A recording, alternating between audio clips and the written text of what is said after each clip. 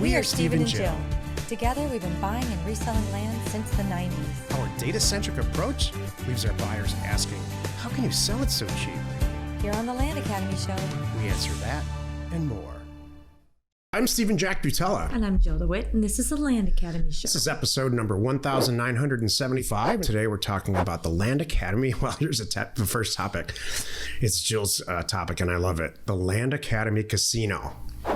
And a little bit later in the show, we're going to talk about the number one question this week in Career Path. Exactly. Every time you say 1,900 or whatever, I go, yeah, I feel it. Almost 2,000 episodes we've had. It's pretty amazing.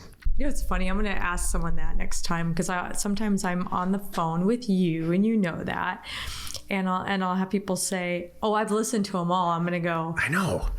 1,970, whatever of them. My favorite is we've listened to you at times two for Yes. a month straight, and now we have Can to you listen talk to faster? Now we have to listen to your Southern Georgia slowness, Which neither of which us is like are on the from, Thursday call, right? but Exactly. Yeah, that's good. Each week on the show, we answer questions from our Land Academy member Discord forum. Discard. I like that. We review land acquisitions from our weekly member webinars, and we take a deep dive into 2 land-related topics by popular request. If you want a sneak peek of what goes on in real time in our Discord forum, go to landacademy.com. It's free. Oh, and by the way, if you want us to answer your question here, or you just want some help getting involved with our community, you can easily text us at 480-530-7383 or send a note to my team via support@landacademy.com. Now let's take a question posted by one of our members on the Land Academy Discord online community I just mentioned. If you want a sneak peek, go to landacademy.com. It's free. So Greg wrote, I'm purchasing a property through an estate. I got a signed purchase agreement back from the attorney of the estate of the deceased. Sounds like probate is open, and there is a short certificate showing authority to conduct business of the deceased as a deceased. The property owner died out of state. My attorney is telling the seller, hold please. There we go. My attorney is telling me that the seller needs to open an ancillary estate where probate is located and wait until that ancillary estate is closed before buying it. There's a risk if they don't open and close the ancillary estate that there will be a cloud on the title. Does this sound right to anyone? I'd love to know how many people piped in on this, or if they kind of A lot. Oh, I was going to say mic drop, I'm out. Like, So- what? A lot did. Okay. And, this is not the most interesting question there ever was. Sure. I have a lot of choices. There's probably 20, 30, 40, publishable questions that go on in Discord every time I sit down to do this each week. There's way more actual questions than that. I chose this for a reason. There's this concept out there of I'm doing business. I have an LLC in the state of, let's say it's Arizona, because that's us. And I'm buying a property in Tennessee. And so this question, it's not even so much a question anymore. It's this an underlying theme of how do I treat this from a tax standpoint in Tennessee? How do I treat this probate situation where it's, the estate's actually in California, the property's in Tennessee. I own a company in Arizona. I'm trying to buy the land. What do I do? In general, and this is what most people said, this all gets treated in the state where your LLC is. There's some quirks. The vast majority of weird, strange quirks from a state by state by state rule standpoint come out of California. And that's just how it is. There's just generally more rules there than there are in most other states. So probate rules are governed, all of them, by the state in which the person dies and files their files for probate to get all that property liquidated into the hands of their heirs, and along the way, depending on how it's structured, taxed. In this specific case, it completely and totally matters about where it's being probated. Probates themselves almost never get questioned, never get audited. And so there's a lot of different ways to do it. So be very, very leery and ask a lot of questions and do a lot of research about what attorneys are telling you. Because my experience with attorneys, and I'm sure Joel will say the same thing, is they have to be managed just like everything else, just like a title agent and a real estate agent, and on and on and on. I have not come across, and I would love your opinion on this, liquidating an estate from a probate standpoint where you've had to do it if the estate is in Oregon and the properties were in any other state. You don't deal with any of the states. You know what's interesting is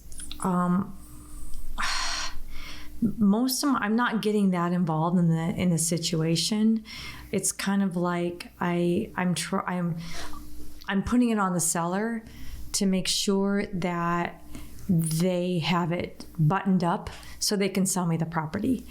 That's kind of it. And especially in a situation like this where it's open and happening, they have an attorney. I would, That's right. My answer kind of is, you know what? We have an agreement now, but you're not ready to sell it to me yet. Call me when it's done. Do we really need to bring in my attorney now and get that involved in this? Heck no. Because maybe it's going to take 90 days for this all to be done and get it in this person's name kind of thing. That's what really needs to happen. I don't want to do where they have even though they have a quote unquote like a power of attorney or whatever the document is that they refer to, that they can act as the person even though they're dead and it's not quite done yet. That too tells me is scary and could be a cloud in the tunnel, until it's done. Let's get it out of your grandpa's name into your name, whatever it is, and then we'll do the deal. And I'll make it really fast. She's absolutely right. There's just too many instances in my professional career where people say comments like this. Well, my attorney's saying he would open an ancillary estate where the property is located. I've never heard that phrase in my life. Right.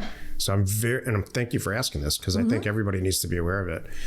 I've just never heard that phrase, ancillary estate. And I bet you they don't know what this is either. They're either it's going to confuse everybody. This could be, but I could be totally wrong. This could be in Vermont or something, and it's very specific, and I don't know what I'm talking about, but I doubt it. Yeah. Then how this clouds the title, it's scary. I can't even imagine. That takes me further down this. Oh my gosh. What the heck are you talking about, clouding the title? You're an heir to an estate, and the property's in the estate. So this is but if it's not, this is very complicated. This is complicating something. Jill just said it perfectly. Get the estate done, get it in your name. So I look on the deed, and it doesn't say trust, or it doesn't say grandpa. It says John Smith. And it's all over with. And then you buy it from John Smith. Yeah. That's it. I also bring this up, and very quickly, and I'll close on this with this topic, is that if you're going to buy and sell land with any regularity, estates are something you're going to have to, you need to at least just familiarize yourself. I'm not saying take a class or go out on the internet or check it all out, but expect that people are going to call you back and say, yeah, my father just died. I got 19 properties. This happens to us all the time. And I'm holding the will. I got 19 properties, and I would love to sell them to you for the price that you offered. But I've got to do fill in the blank, which is what this person's going through. And don't walk away from it. Some of the best deals that we've ever done have been from heirs. I would just, if anything at this point, I would be staying in touch with a person, calling them probably every 2 weeks to say, how's it going? I put that money aside in my account. So the minute you tell me ready to go, we will get this done. I have title ready to go.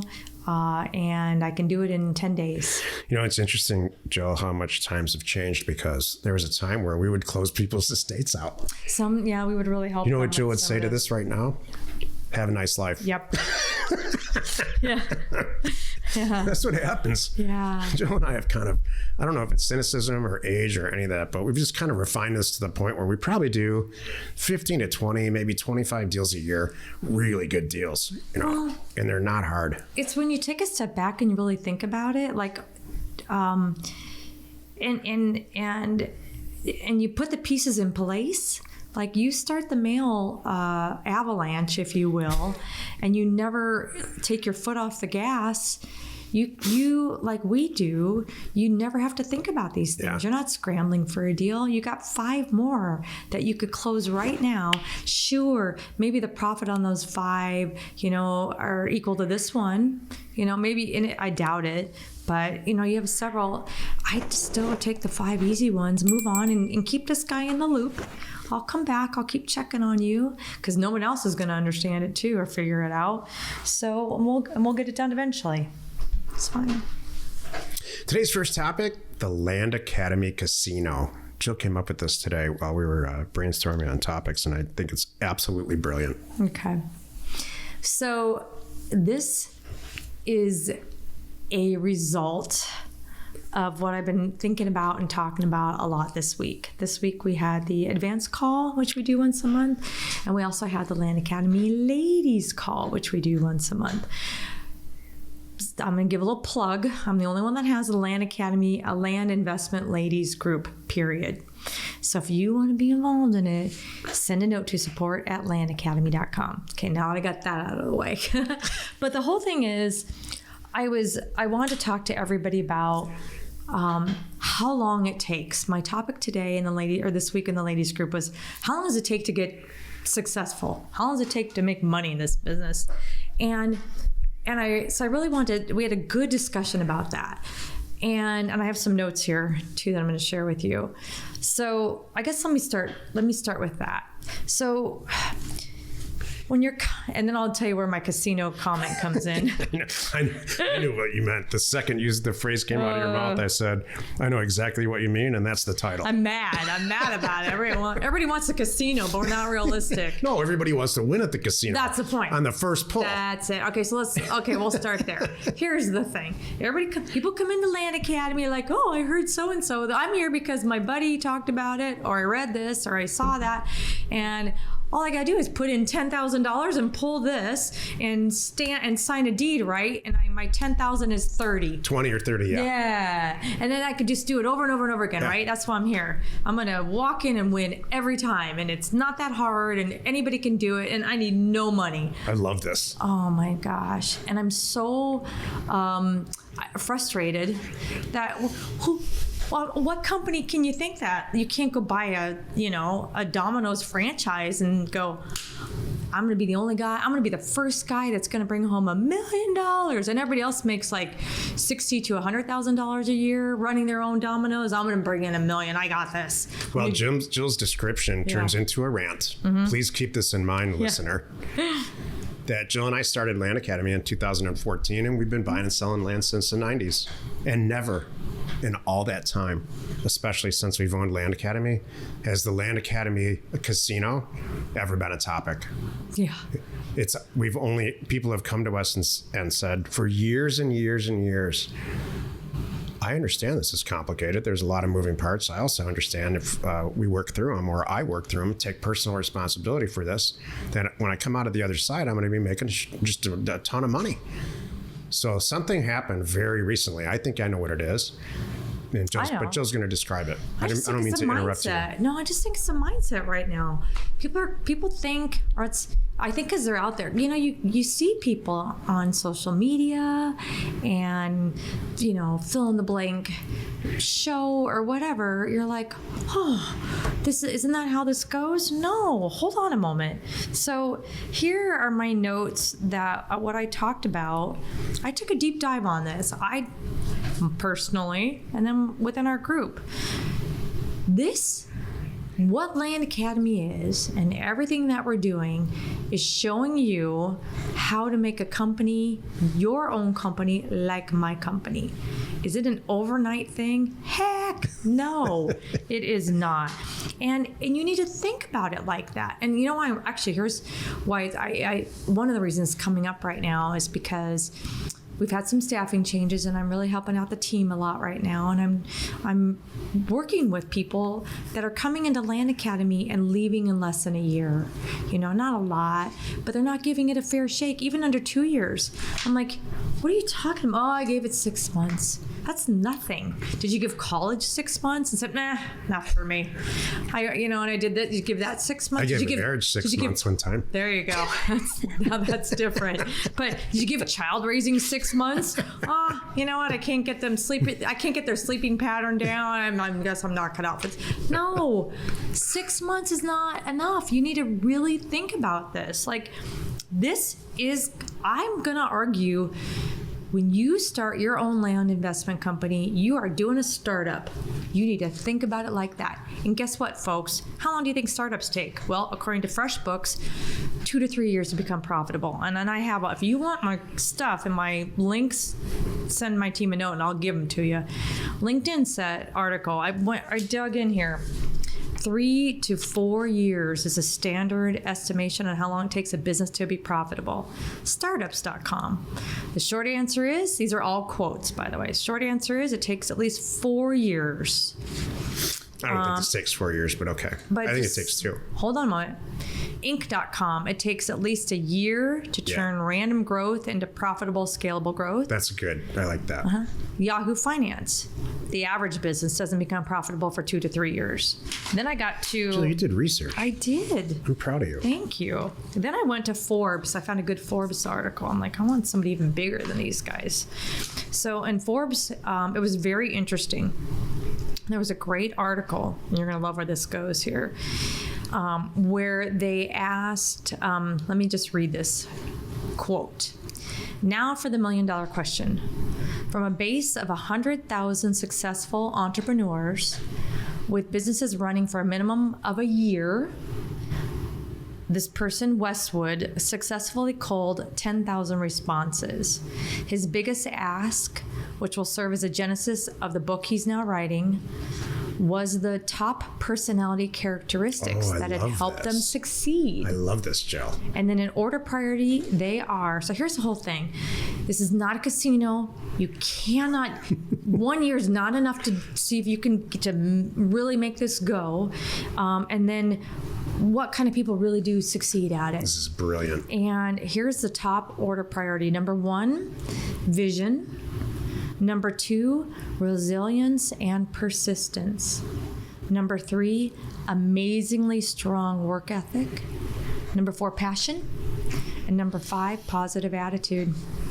And in quotes, he put an attitude, or in parentheses, an attitude that is almost stupidly positive at times, he relays, as in believing in positive outcomes against all possible odds. End of parentheses, end of quotes. So I wanted to talk about this with you. Yeah. I want to talk about this with you listening and watching, because this is not a casino. You're not going to walk in and ka-ching, ka-ching, ka-ching. This takes work, everyone. And that's why, let me finish for a second here. That's why we're here. One of the things that you have that's not listed here, and when you're starting your own business, is you have us. You have a blueprint and you have support. Think about that. I tell people all the time on the phones, look, if you ask, we'll help you. I'm not going to guess. I'm not going to know. But if you come forward, we'll help you. Are you really there to answer, Jill? Heck yeah. Have you been in Discord lately? Have you been on the Thursday calls? I mean, it's us. We're right here. What do you need? What problems do you have? Because we can do it, and we'll help get you through them. We have one-on-one consulting available. We have our ladies groups. We have all kinds of stuff. We have Career Path and our Land Academy Pro product. It's amazing. So my last thing I want to say is about this whole topic too. I thought was really interesting. Things that are not listed that you need to be successful here. Oh, good. Is this Jill's opinion? My opinion. Excellent. You know what's interesting about that no one talks about that's not listed? Excel skills. You can overcome that stuff. Negotiating talent, talking like me, you can work around that. You can hire people to do that stuff. Those are things that can be solved. My end quote or my end comment when my call the other day with the ladies was congratulations. If you are been with Land Academy for over a year, maybe you're in year 2 to year 5, and you're now getting traction. I said, congratulations. You're normal. What kind of money they're making? I don't care what they're making, just making money. They're making a ridiculous amount of money. Some are, but wait a minute. We're not going to get into the next topic yet. That's what I want to say, though. This is a casino chat. I don't want people to get a big head here. Come on. If you're making an extra, I'm gonna say if you're making an extra $5,000 a month, that's 60,000. Is that right? Yeah, 60,000 a year. That's nothing to sneeze at. That's very, very attainable and realistic. So I don't want people to feel bad or like, oh, I'm not doing enough. Come on, knock it off. You're doing great. And if you know how to do $5,000 a month, then you know how to do $10,000 a month kind of thing. You know how to do a little tweak. And that's a lot of what we are doing in Career Path right now, those little tweaks. So the internet is packed full of lists. The top 5 traits that people have to become successful. Packed. It's to the point where I click on every single one of them. Maybe it's probably why I think it's packed, because they send me more. And I chuckle to myself almost every time because it's all sugar-coated constantly. Here's the non-sugar-coated traits that you need to really succeed at making a ton of money. Maybe this could be a whole additional show. You need to be so obsessed with whatever it is that you're trying to accomplish business-wise that it makes you stupid. It makes you could be failing for a year doing some stuff that's all wrong, and you're so obsessed with it, you just continue to do it. It's a cross between having some version of light Asperger's syndrome and lack of emotion, like physiologically having no emotion, where you are talking to people on the phone the way Jill does in a repetitive manner until you buy some property. You don't know any different. And so if you ask people why they're successful, all the people I've ever asked who have built something or bought something and made it amazing, and you ask them, did you learn this? I mean, did somebody teach you this when you were 4 years old? What's the real secret? What's the secret sauce? And they will all squarely look at you and say, I don't know. And that's the answer. I don't know why I'm successful at this. Career Path is packed every single time we do a Career Path. We're in week number 3 now of Career Path of 8 weeks, and it's packed full of people who are unsatisfied with the fact that they're making a lot of money doing this. And we're going to talk about this in a minute. They're unsatisfied by their own personal performance and by any else's measure, including us, the creators of Career Path, would be happy with that. But they're not going to stop. We have all levels, though. I want to add that too, though. We have very few people in Career Path that really get it, that are just starting out. There's some that are not making crazy money. But they have the right attitude. All right. Well, they wouldn't, because they show up. They're there. They're trying. The reason that, what I alluded to right in the beginning, and geez, I couldn't agree more with everything you said here, Jill, which is kind of unusual for us because we don't agree on this a lot. The reason that this is happening now is because there's an unrealistic expectation that is an overcurrent on the internet. It's an unrealistic expectation of making a ridiculous amount of money. And it's a direct result, in my opinion, of all this is the garbage that's on the internet about how successful you can be, how fast it is, how easy it is. And, and it's all always wrapped up in fast cars and easy, just easy. That the whole notion of flipping the $100 bills on a stage off to people in the audience is just, I don't know when that caught on.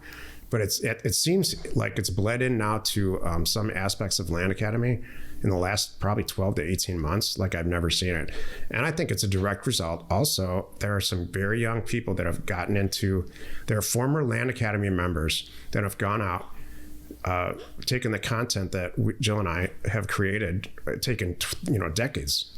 Yeah. All this gray hair is a result of that. Since 90s or mid 90s. So there's some people that are and they're making this easy, and so those people, the people who join those groups, I can't list it. No, probably half of the people that are in Land Academy have joined those groups without satisfaction and come to us and said, "What the hell was that?" Because that's just not we're not here to get a Ferrari. We're here to make an extra $30,000 a month. So if this sounds like a rant, it is. We are more and more and more, our customer service is the people that are internally running customer service in our group are having to figure out why. They're trying to figure out the question, why doesn't this work for me? You mean the members or us? The our staff? customer service staff is having to deal with, this just isn't working for me, our members. Yeah, and that's my point is I just want everyone to know that you're not going to be here for 6 months. And go, well, that didn't work. So that's on you. Here's the good news. If you here for 6 months, you don't show up, you don't try, you don't reach out, you're not doing the stuff, you're not getting mail out, that's on you. Here's the great, you know what? I was going to say that. No, I am going to say it because I was going to save it for later. But I grew up in an environment, and I know Jill did too, where if I came home as a child, and I said, Johnny was picking on me, or my math teacher's an idiot, or just fill in the blank. I got run over in football practice today. You know what my parents' response was? Yeah, you should do something differently tomorrow so that doesn't happen. Mm-hmm. And so that now is who I am. If something's going wrong, I'm going to change it. I know that Jill wakes up in the morning like that. And so there's a sentiment out there. It seems to have made its way into Land Academy, which is unusual. If this doesn't work for me, and what you should be saying is what Jill just said. What am I doing wrong? What am I not doing? You should be looking inside, not outside. Exactly. Because I will tell you this, for the record, and I've said this to once in a while, members get to my desk, and I say this sentence to them every time: congratulations. Of the 1,500 or so Land Academy members that we've ever had, we certainly don't have that many now because a lot of people succeed and move on. The vast majority, you are in the 99th percentile of the people who couldn't make this work. So, the only thing I want to add at the end, it's kind of funny. I just noticed you're like, this is a great topic, Jill. We can end up like, I love that you brought this up. You know why he likes this, everyone? Because I brought quotes and I did data. Because I can sit here and I have 5 articles and they're referenced here, and I have direct quotes with the website links. Then he likes it. He's happy. Let's take a look at one of our favorite land acquisitions from our weekly Thursday member webinar. Do this deal, Wisconsin, St. Croix County. Purchase price, nice. $189,966.75. Thinks comps are scarce for this size. 90 acres. But less than 8 miles away in New Richmond, a smaller property sold for $379,000, which is about $4,700 an acre about a month ago. There are also 2 parcels on the market in that area that are north of 1.5 million and one 80-acre parcel under contract for $680,000. This is 92 acres. Got it. Will seek educated opinions from brokers in the area. My first thoughts are to bring this to market at approximately $500,000 in hopes of a quicker sale. We've got access noted. Alive. Yep. 2 of the 4 owners live in Germany. This is a producing farm. The seller advised that the property is being leased by a farmer through December 2023. Because the property is actually producing, I just want to scroll this down here, please make sure I get all this. I would like to value this as a commercial property using a basic NOI cap rate calculation. I intend to review the farmer's lease in the due diligence if we move forward. Do you agree with this method of valuation here? Clearly, we do not want to overpay at this price point. The 2 US-based sellers live in New York, and I believe this was inherited by one of the wives, as he did not seem at all attached to the property and didn't seem to know a ton about the area. Also, will definitely be interested in funder if this pencils out as a workable deal. Well, I have no trouble with that part. Me either. Yeah. So I love your approach to this, Evan. You almost answered pretty much all of your own questions. Would I analyze it on a cap rate? Yeah, but it wouldn't be the end all. The end all for, like, let's say an apartment building or an office building or industrial is capitalization rate, period. It's a little bit more complicated, but usually in your favor as a new owner for property that's being leased as agricultural property. So yeah, get the lease. Calculate the cap rate. That's real easy. Don't expect anything like a 14 cap or an 18 cap, although if that happens, that'd be amazing. What I would do instead is do a bunch of research on what property sells for active agricultural property in the zip code / county. There's places all over that, and see if it falls. But I don't even need to go on Zillow. That's how well this question was put together. This Would You Do This Deal was put together. You already got all the comps. It looks amazing to me. If you get a cap rate anywhere north of 10, the existing lease rate, and it's still, there's no reason that the person who's farming this, or if this person falls out, that somebody else wouldn't pick up where they left off. We'll fund it. That's awesome. Good job. It has all the A's. I know. It has. Hey, if you want information and you're brand new at this and you've actually stuck around this far in this episode, go to landacademy.com and download the ebook. It's free. It's packed full of a couple of initial stories that got me started in this business. And then it's kind of a blueprint / outline of how buying a piece of land and selling it for more works. Manifests itself. Yeah. Let's take another question posted by one of our members on the Land Academy Discord online community. Again, if you want a sneak peek, go to landacademy.com. It's free. Kathy wrote, my husband and I just joined. He has a 20-year background in land development. We've been licensed realtors for over 13 years. He is licensed as a GC, and now, and we've done wholesaling with houses is our background. So while we are new to land flipping, this isn't our first rodeo. We're trying to decide what price point we want to target. What are the pros and cons of the different price points? Any advice would be appreciated. Was this in the career path area, or this is the general I'm not sure. area? But I before you answer this, because I think it'd be a great one for you to answer, I have to say, all the banter and the ranting that we did on that last question, do you think these two people are going to succeed? Oh my God, well, they already have. They know this is one more thing for them. This is my point. If you've been in land development for 20 years, they both have been real estate agents for 13. He's a GC and they flipped a bunch of houses. They don't know how to give up. True. They don't know how to throw in the towel. They're just going to add this to their already successful lives. You know what's funny about this? If this is you, I really want to be clear about this, because Jill and I are, if you can't tell, are starting to lose patience a little bit. We're losing patience with about 5% of our Land Academy members. If this describes you, giving up. Kathy S. and her husband, if this is some version of you that you've succeeded at some stuff and you have some life experience and some failures and successes, and you can look at the mirror and laugh about it and say, you know what, we're doing okay. Join Land Academy. If you're brand new and you're the opposite of this and believe that the world is your enemy and that people are out to get you and you can't figure out 16 minus 4, this is not for you. Are you done now? Yep. Okay. Are we done with the rants for today? Yep. No, not at all. Oh, no, there's more. It's rant day. Oh, it's a good day for Jeff. Great. Okay. So back to the question. You know what's great I was going to say about Kathy and her husband, and I know because I've talked to her, talked to both of them, is this product type, they've done so many things that are way more difficult and time consuming. And I'm like, oh, Kathy, just wait.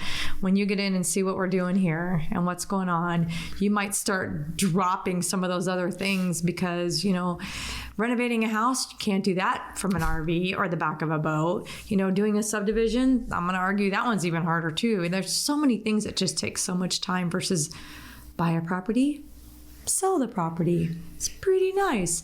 So anyway, about the different price points, it's I haven't used this in a while, but it's kind of like flying a plane. The smaller the plane, the more work you have to do. When you're in a big jet, and all that, the equipment, there's a lot of like little Cessna, no autopilot, 757, autopilot. And there's a lot of things that are different in that respects, first of all. But the main thing to me is like the customers that you're dealing with. When you're talking to someone buying a property for $10,000, that's a lot. For most of those people, it's a big deal. And they have a lot of questions, right? You bought it for 3, you're selling it for 10. That's a tougher one. You can't get a broker involved usually because they're not excited about it, because what's their commission? Maybe $1,000 if they're lucky, so they're not going to really want to do it. So you're doing it. You're taking the calls and having to answer all the questions, and it's a very different customer versus the property that you bought for $32,000 that you're selling for $100,000. Yeah. Okay, now it's a different customer. That guy's he's way into this, and you're not taking those calls. Also, by the way, at that level, a lot of those, you can get a broker involved, like I do. I don't want to take those calls, and some of them they just expect it. There's a price point where we talked about this the other day on a call. If you're selling a $300,000 commercial property, it would be weird to be for sale by owner. Those buyers I don't think they would take you even seriously. They want to talk to a broker. They want to see the broker's opinion. They want to see the traffic count. Well, the broker may have even brought the buyer in. That too. And so it works for you all the way around. Totally. So it's kind of like that. So, and at the end of the day, when keep in mind, who am I to say I only have a couple thousand transactions that I can relate to? But in the multiple thousands of deals that I've done and we've done together, I'm almost spending the same amount of time, So why would if it's going to take me, let's just say 4 hours of my time total, right? Start to finish to close a deal to make $7,000 versus the same 4 hours to make 70 grand. All right. Or maybe it takes 5 hours. I don't know why it would. I think it would be easier. It's probably 2. Okay, let's back up. In the 6 hours it took me, so wait a minute. In the 6 to 10 hours total I spent to make $7,000, because don't forget, I took all the phone calls. This is a good topic, because whole separate topic. This would be funny. Versus the hour and a half total out of my life to make $70,000. That's your answer. So, in the spirit of the ranting that we've done so far in this episode, it occurred to me that maybe we make this sound too easy, and it's not attracting the right people. So when Jill says it takes 4 or 5 hours to make $70,000, that's because you have an amazing dynamic personality on the phone. And the vast majority of people that answered the phone when the seller called, they didn't turn it into a deal.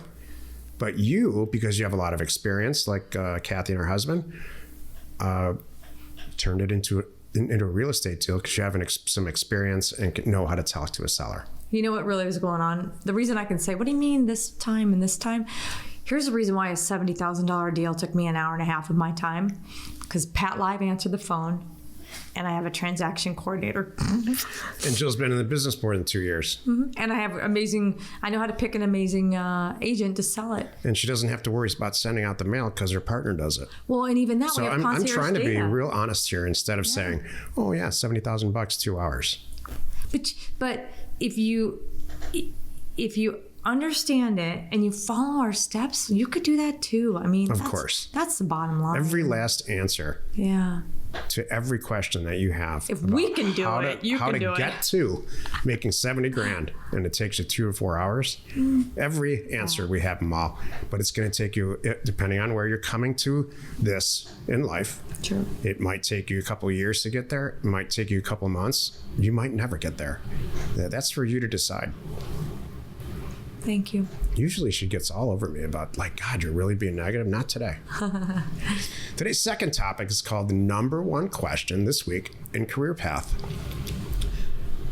Jill and I have, we don't know what the number, I know what I think the number one question is, and Jill has an idea, and so we're going to I'm going to describe mine, she's going to describe hers, and we'll talk about it. Maybe they're the same thing. Let me back up here. We are in week 2 of 8 of Career Path. Career Path is our highest level personal coaching, if you will, with us. It's a group.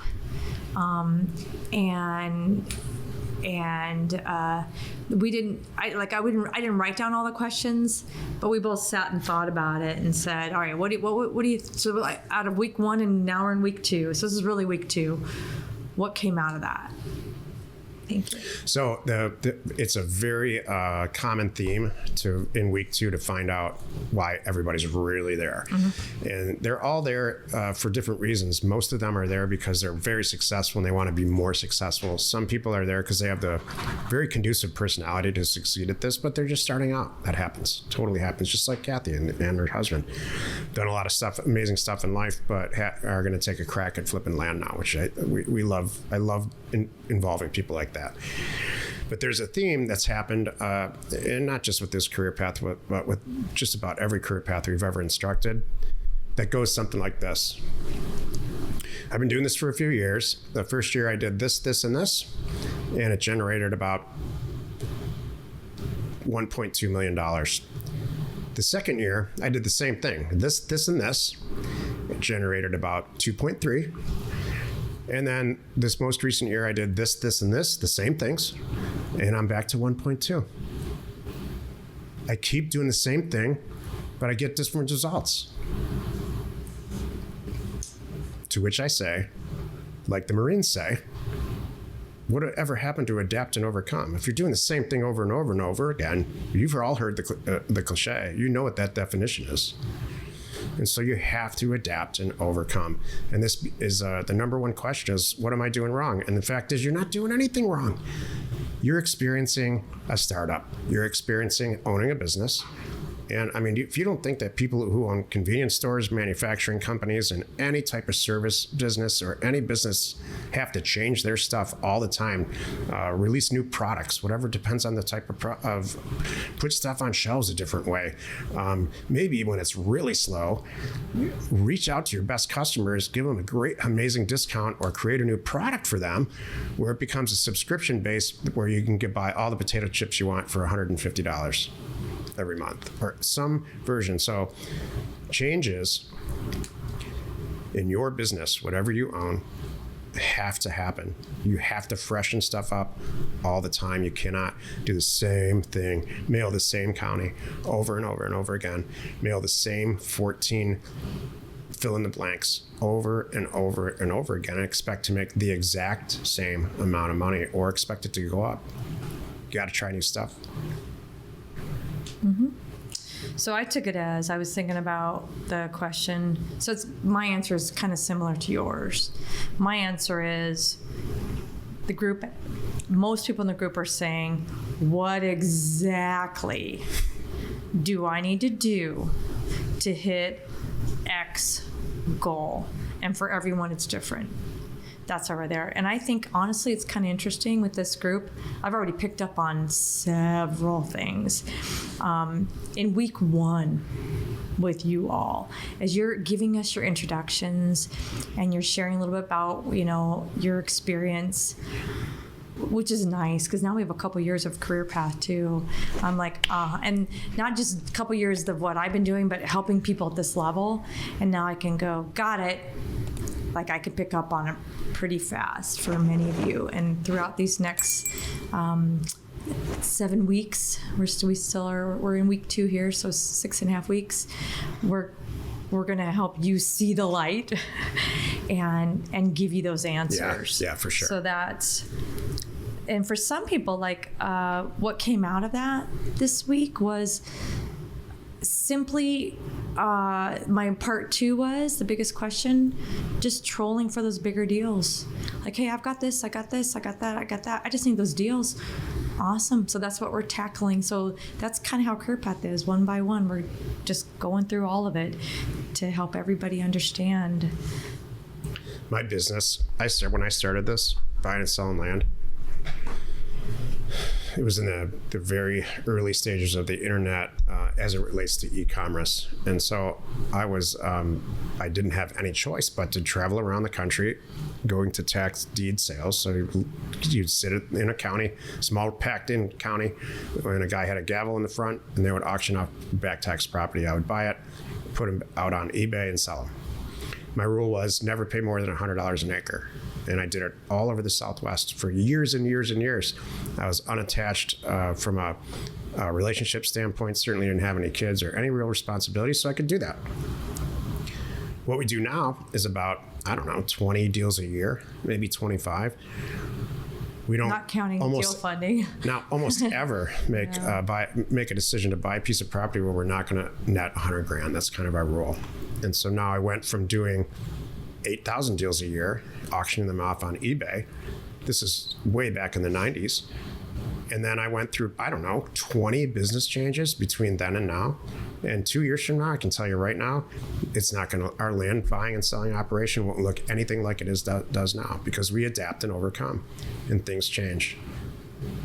There are, for whatever reason, every Thursday I call, we do, would you do this deal? And it's just a ridiculous amount of entries go on in North Carolina. I don't know why. I just think that it's just built itself into this send mail to North Carolina.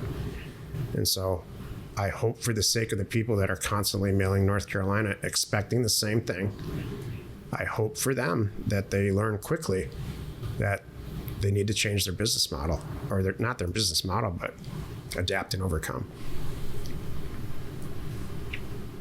Is that it, Jill? Yeah. Let's take a look at another one of our favorite land acquisitions from our weekly Thursday member webinar.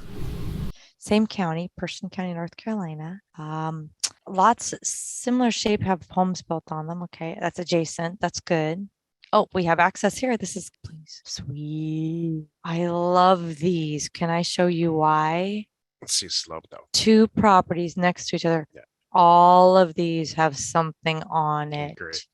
I'm liking this guy and these and this. Oh, I like this a lot. Okay. So this is crazy easy to value because you can see what those houses are worth, and that's the use for it. Yes, and you're right, Lewis. The first thought is, see if they'll give you access. If that's a good point. In the letter that you write, Adrian, would you A, grant me access, B, you want to buy it? Because this could be, the extension of your backyard. Yeah. Or someone's going to be traipsing through. Sell it to an adjacent owner. Yeah. Actually, one of the owners is a fire department, so the city might buy it for some strange reason.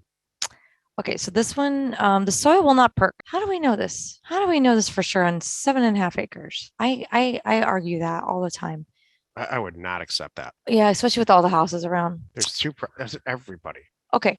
So they just have to do a low pressure system, dirt street, but paved, no homeowners convenience. Not sure how perk failure will impact pricing. Yeah, I don't know if I buy that too. So it's really how did everybody else solve it? I would honestly skip trace these people and say, does your property perk? Thinking about buying, I'm buying the dirt down the street. Oh my gosh, This look at guy's that. consultation to direct home inspections 2 doors down. So He's I the would one call you this call. person for sure. That is These are mobile comical. homes too. It's just so it doesn't appear to have the slope issue that I originally thought. A lot of times you see when properties are all developed and then there's 2 left, that there's some kind of thing. We should put us at the end of the street. You could do that. Do you mind? If you go back out, zoom out a little bit. Yeah, you can go right at the end of the street. Yes, I can kind of get a feel for it. This looks great. Oh yeah. Looks fantastic. Park of Schmerz. Adjacent property to the south, sold for $136 in 2006. Let's see what it's worth. 170. And we're buying 2 pieces of dirt, 1,000 each. So 170 would warrant 17,000. I think which it's is too 10%. much. So do I. 45 is too much. It needs to be like 30. I was gonna say 25 for both. It needs to be, forget about this perk. Let's just assume that that's going to be not an issue. These properties you need to buy, especially now, because home sales stuff's happening. It's slowing down. It needs to be 10% of adjacent finished home values. By the way, that property we just looked at is on a 4-acre. It's a similar size. When I think about it, because they're both full. One's 4 and one's 3.5. South of that property we just analyzed, 34. Now it goes down. So this property needs to be 20. Both of these combined, probably 25,000. And again, really easy to. You know what? We're super easy to analyze these types of properties. You know what, Adrian, too, look up the listing that she had. See if you could figure out what went on there, or even ask her, like, what was it listed for, kind of thing. It was listed and it didn't sell a while back. That's why. And then the person, she had it tested and it didn't perk. So it was nice of her to, honestly convey what she knows and believes to be true. So yeah, I got to get some answers on this one. Answers and cheaper. Good job. Jill, you have something inspirational to share with us today, as if this wasn't enough. I thought I did. I'm not sure. I know. It would qualify as inspirational today. You or me? All of us. Oh, you? It's. Well, I'm trying to be, no offense, I'm trying to be inspirational here. I'm not. I'm intentionally saying. I know. The message I'm trying to deliver today, if you're still listening, which you're probably not, is if you have succeeded at something in life really well and you want to try something new and enhance that, call us. You're welcome in the group. If you think this is your answer, because you're brand new and you want a side hustle, this is not your answer. Well, I just hate that term. Yes, we can still help you if you're brand new and learning stuff. So that's not true. He's just kind of like this, we just want to make sure that this is not Rolex and Ferrari land. That's not the kind of people we are. That's the bottom line. Can you afford those things? Yeah. I would prefer to put it into some property, but if that makes you happy, do it. That's just not who we are. Okay, so the thing though is, can you roll back up there?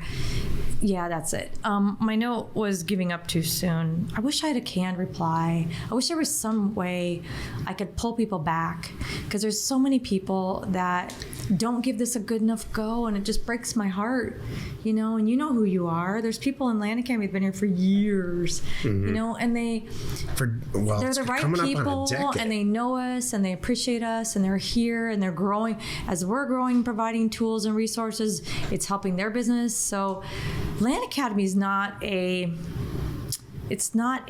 learn to do this and then go off and just do it. It's always evolving. So, and I want to make sure I get that point across here. We've talked about this. I'll share something we talked about in the kitchen the other day. I said, what if instead of the Land Academy 500, we were the Land Academy 100? Because I think that would be cool. What if we scale this all down to just 100 of our favorite people, and we just do these really amazing deals, which is kind of what's happening. I just don't call it that. Yeah. So you know who you are. Yeah. But I keep Land Academy around 500 so I can work with the Land Academy 100, and give everybody a shot at it. So my inspiration thing today is, look, if you don't give yourself 2 years at this, you didn't give it enough time. You really didn't. I think message sent. Thanks. What about you? What do you want to talk about? So I have information. I'm going about the same topic in a different way. I learned recently about myself, and I didn't fully understand that what I was doing to be successful, but it's becoming more clear now. My topic is how to get to the top 1% of anything in life, the 99th percentile. And so if you really think about who's in the 99th percentile of, let's say, professional golf, not going to happen. It's just not going to happen to you, and it's not going to happen to me, or the NBA.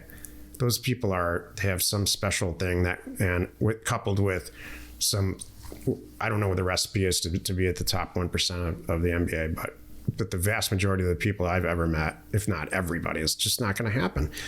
But you can get to the top 1% of wealth easily with the right attitude and the right execution of a plan and all of that stuff. It's not that much money. The top 1% of the entire world is like $5 million of net worth. That's crazy. That's top 1%? Yeah. Really? In the world? Yeah. Very, very, very, very attainable. Here's how. And here's the break point for people and it's along the lines of what we've been saying. When you start something out and you start down a funnel, let's say, and the funnel's real big at the top, and you start putting energy and capital and all kinds of stuff, and the funnel's getting smaller and smaller and smaller, and you're making more informed decisions, and you're getting a little bit smarter, and you have more experience, and then you're testing stuff. Let's say you're sending a mailer out and it works or it doesn't work. And when you're there at some point in that funnel toward getting to the 1% or success of anything where it's going to stop working. It's not going to happen overnight, and maybe it won't stop, but it's going to require change, adaptation, let's call it. When you stop and go back to the step where you think the adaptation or the things went a little bit sideways, or let's just call it changed. It required change. You probably missed it. You go back and try something else or add something to what you've already been doing successfully. In the mail situation, it's like, yep, North Carolina doesn't seem to be working for me anymore. I'm going to go back to the basics of Land Academy, go back to Land Academy 3.0, or join Career Path, or bring it up on the Thursday call and say, I'm experiencing X. What do you guys suggest? Because I'm paying to be part of a group that is, arguably the top Brilliant. Most expert group in buying and selling mid-range priced land in the country. In fact, I know we are. So In the world. And so you're utilizing the group that you join. You're going to say it's not working. I'm going to go back here and let's look at it. And every time this has happened, every single time, I bet in the whole almost decade that you and I have been instructing this, I bet 25 times this has happened where people ask, and we solve it together. There's only 4 or 5 components to this. To get to the top 1% of whatever you're trying to do in life requires a selfless, egoless look in the mirror about, this isn't working like I thought anymore. It wasn't luck that it worked in the first place. I'm going to go back and circle back and apply the basics, try some new stuff. And if that doesn't work, am I going to get upset with myself and kick the dog? No. It doesn't mean that I suck.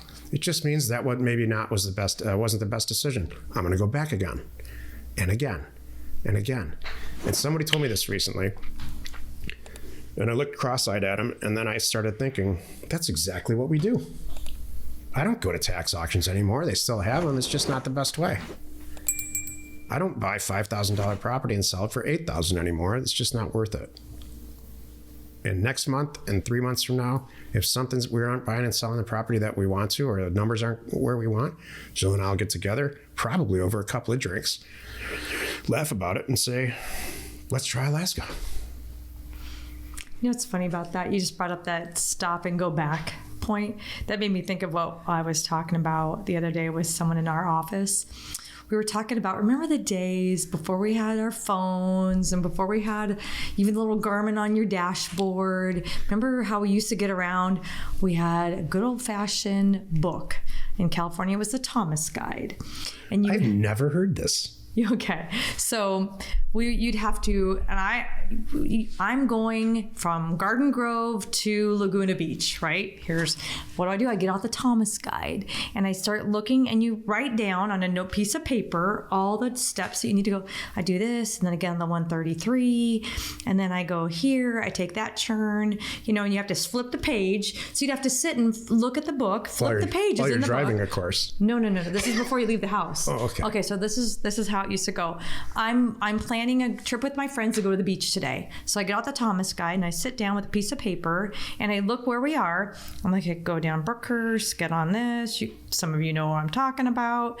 And I'd write down all the directions. I'd go, until I see this street, and then I turn right, then I hop on. Is it a map or is it text? It's a book. Oh, the Thomas Guide's a book this thick, and it covered all of Orange County.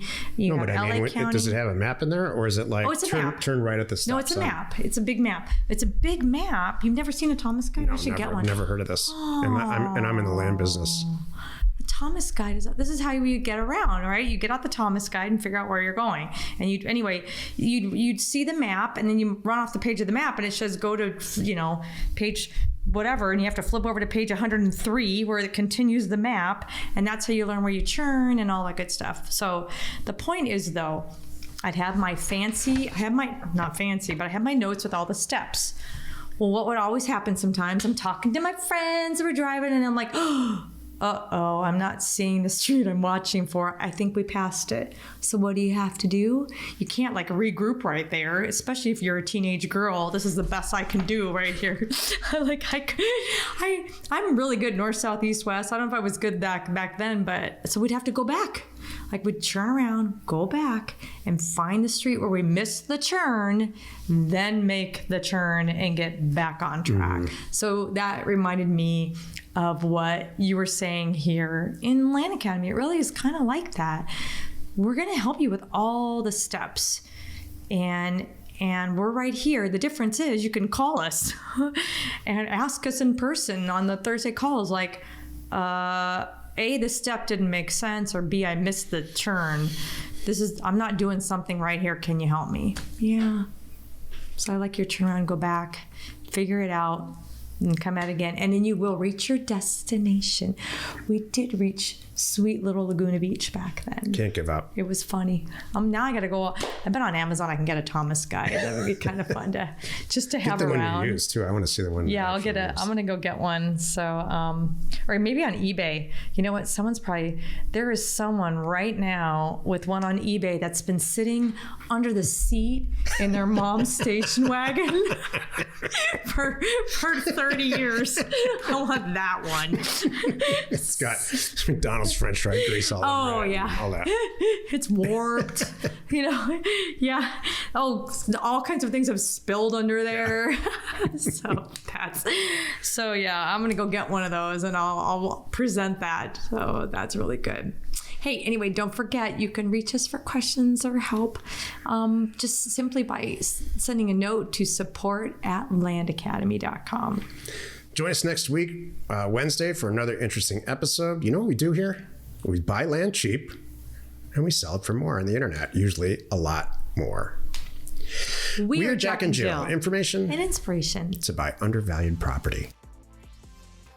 We hope you found our content valuable and we appreciate your support. If you have not already, please check out our channel and hit the subscribe button. And your comments and suggestions help us to create the content you're here for. Hitting the like button helps to support our channel's algorithm and gauge your interest for future shows.